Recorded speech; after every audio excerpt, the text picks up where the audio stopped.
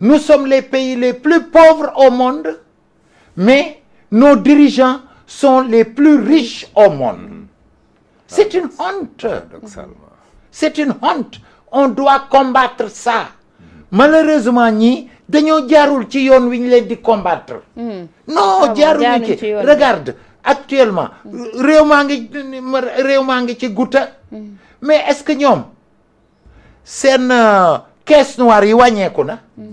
wàññeekuwul seen kii de fonctionnement bi avantage yëpp avantage yi dara wàññeekuwu ci leur personnel qu'ils ont mis dans les agences hein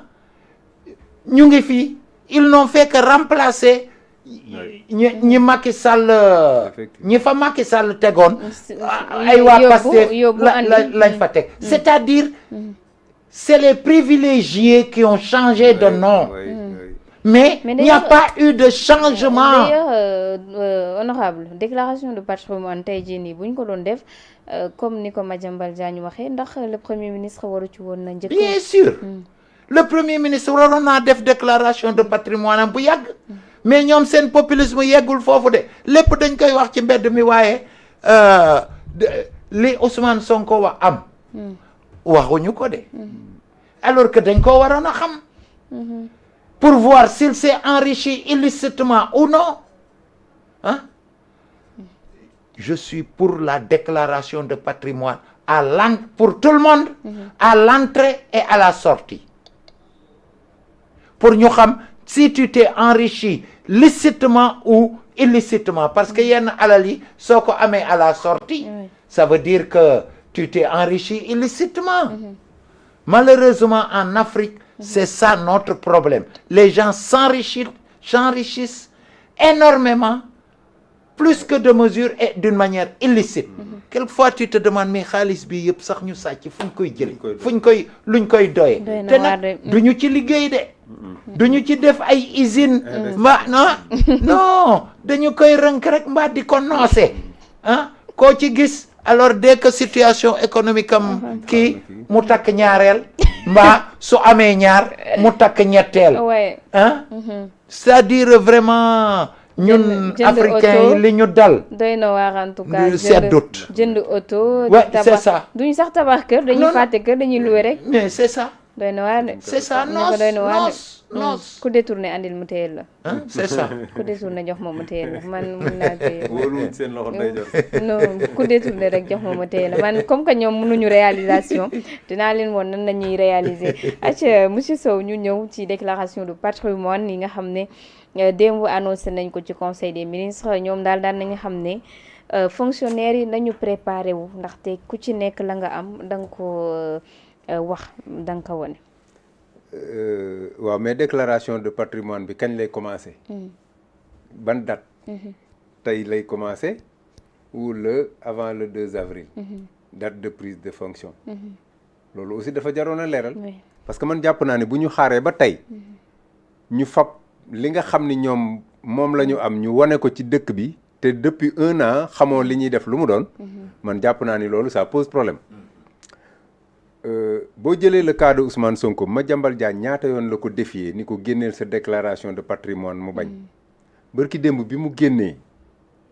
di attaqué Diomaye qu'est-ce qu'il ak justice bi lu mu wax que këram gi nekk fële moomatu ko nee na famille moo ko moom kër goo nga xamante ni yow dañ laa amende 200 000 francs Mame Mbaye Niang 200 millions dama juum 200 millions Mame Mbaye Niang bi muy jógee keroog kii def ko ni bi yaboo nga gaaw parce que lu ma fekk sa kër dinaa ko jël mais yow ku ñu condamné entre temps xanaa dama yaakaar ni defu ko entre temps parce que su ko defee entre temps c'est un délit waru ko def entre temps daf ko waroon a def bien avant moo doon am loolu te man jàpp naa ni kër gu mu jox njaboot ak gu mu joxul njaboot gis nga buñ ko bu waree fay dara duñ ko bàyyil maintenant li tax Madiambal doon ko wax Madiambal il doit détenir par devers lui des informations que ni li muy génne ci déclaration de patrimoine bi du bokk ak li mu yor te xamul lu Madiambal yor moo tax mu nëbb déclaration de politique générale am boobu maintenant vivement que mu mën ko génne à partir de maintenant pour que ñu mën a xam kañ la te it que les dates là d'acquisition ñu jox ñu ko ni ñu effectivement lii kat bañ koy am c'était avant notre entrée dans le gouvernement ba tey jii lii ak lii la ñu am dara toppaguñu su boobaa dinañ ko mën a nangu te gis nga même avec seen redressement bi bu mu leen bett que bu subaa li des ci nu mu tuddati bi fonds politique yi li ci des ñu jébbal ko gars yi ni leen doyal nañ ci fonds politique yi parce que franchement la xam naa ni li ñu jot a engloutir moom warta nekk lu ndaw ci fonds politique yi à moins que moom xanaa ñu bett ma ni ma bon peut-être que fonds politique yi lépp a ngi nii laaluñu ci dara mais man xam naa ni dans le redressement sax boo moytuwul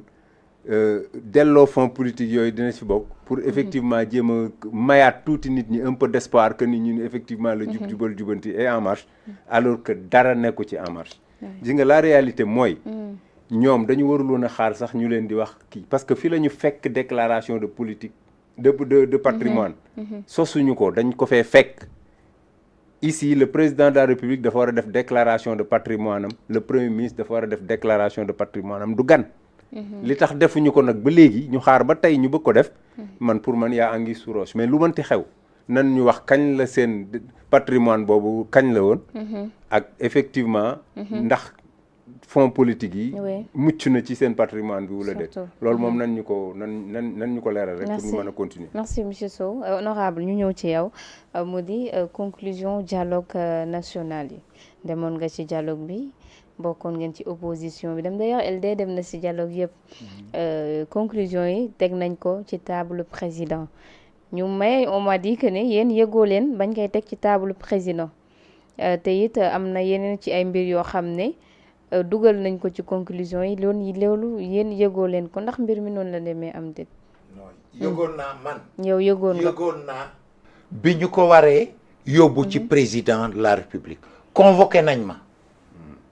man maa bañ a dem man ak toute l'opposition pourquoi dañoo def dialogue national bi Diomaye woote dialogue segam président de la République su wootee waxtaan ñun li ñu xalaat mooy dañoo war a dem bi ñu demee waxtaan nañ pendant 4-5 jours ñu am ab rapport provisoire rapport provisoire bi balaa muy nekk rapport définitif dañ ko war a soumettre parti yépp opposition bi ñu laaj leen lan ngeen xalaat ci rapport provisoire bi société civile ñu laaj leen lan ngeen xalaat ci rapport provisoire bi majorité bi ñu laaj leen léegi nag ku ci nekk su defee say remarque ci rapport provisoire bi ñu rassembler ko def synthèse bi noonu la rapport provisoire bi di nekk rapport définitif waaye loolu amut rapport provisoire bi la ñu yóbbu rapport provisoire bi la ñu xëy rek ne ma Nicolas tu es convoqué tel jour telle heure au palais pour ñu remettre rapport bi président de la République ñun ñu waxtaan ci suñu biir ñun opposition bi ne mais affaire bi warta demee nii rapport provisoire bi dañu ko war a soumettre ñu wax ci suñu xalaat balaa muy nekk rapport définitif ne serait-ce que ndax jël nañ seen ay préoccupations waaw ñu jox ko président de la République looloo tax bi ñu ma convoqué ma waxtaan ak sama ñoñu opposition bi ki ma woo ma ne ko duma ñëw parce que duma ñëw parce que rapport provisoire la ñu jox soumettre ñu opposition bi rapport provisoire boobu pour mu def ci amendement am bon duma ñëw en réalité ñoom dañoo patamee affaire bi parce que Diomaye avait besoin d'une tribune pour répondre à Sonko xam nga Sonko li mu wax contre Diomaye parce que mun naa ne contre Diomaye la parce que c'est contre Diomaye c'est contre la société civile qui a été traitée de fumier c'est contre l'opposition c'est même contre certains pastéfiens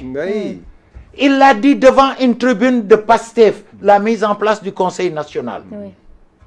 Diomaye aussi en réponse avait besoin d'une tribune léegi ñu gaawantu pour dialogue national bi ñi woon ci dialogue national bi ñu gaawantu loolu la ñu ndul nangu ñun c'est-à-dire waruñoo utiliser comme tribune patame affaire bi kii et cetera looloo tax demuma looloo tax aussi opposition bi demul te foog naa looloo tax société civile bi demul ñoom dañoo war a bàyyi seen méthode yooyu xam nga waxtaan baax na cim réew am réew waxtaan na ko yore parce que lu toll ni 18 millions d'habitants mu am ay forces vives ñoo xam ne ni ay organisation politique ay organisation de la société civile soo leen wooyee waxtaan lu rafet la mais li pour mu mottali ko dañoo waral jaarale affaire yi ci yoon bàyyi manipulation baaxut et ensuite koo gën a muus ngay manipuler mais même soo ko gënee muus soo ko manipuler bii yoon mais beneen yoon doo ko manipuler mais ñi manipulation rek yorewulam réew affaire yi da nga koy teg ci taabal ji ñu waxtaan ci am na importance su dee patriote du yow rek yaa patriote dès le moment où nga foog ne yow rek yaa patriote ci réew mi yaa ngi juum d'autres qui sont pas de ton parti politique sont aussi des patriotes soit dans les partis d'opposition soit dans la société civile soit dans les organisations religieuses il y a des patriotes partout